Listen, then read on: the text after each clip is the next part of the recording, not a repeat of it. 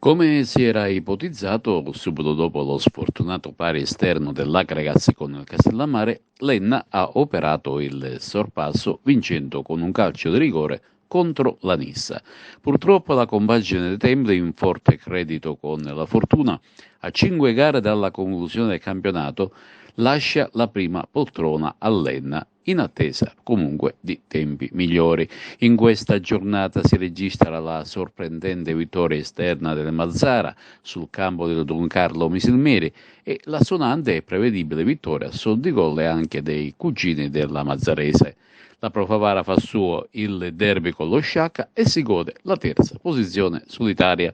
Il Gela, prossimo avversario dell'Acregas, domenica prossima al Seneto ha pareggiato in casa contro l'Oratorio Marineo. Ma vediamo di conoscere i risultati di questo turno.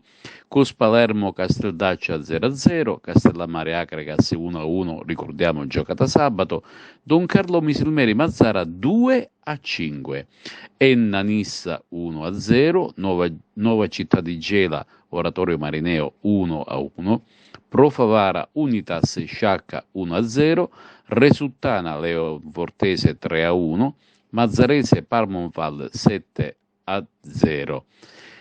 Mentre il CUS Palermo non è 0-0, ma ricorreggiamo, è finita 3-1. Dunque per una classifica che vede in vetta l'Enna con 61 punti, Acregas in seguito 59 e sotto di 5 punti c'è la Profavara con 54. Più distante il Don Carlo Misilmeri con 47, poi seguono Mazzarese 44, Mazzara 42, infine c'è Unitas Sciacca 38. Tutte queste squadre dal secondo al sesto posto praticamente lottano per una posizione ottimale nei playoff.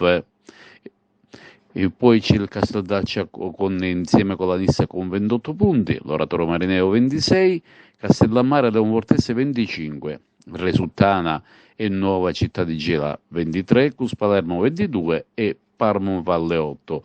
Ma ed ora cerchiamo di capire quale sarà il prossimo turno che vedrà in casa l'Acregas con il Gela, poi ci sarà Casteldaccia Enna, Mazzara Resuttana, Nissa Don Carlo Misilmeri, Oratorio Marineo Cus Palermo, Parmo Valle Castellammare, Profavara Mazzarese e Unitas Sciacca Leonfortese.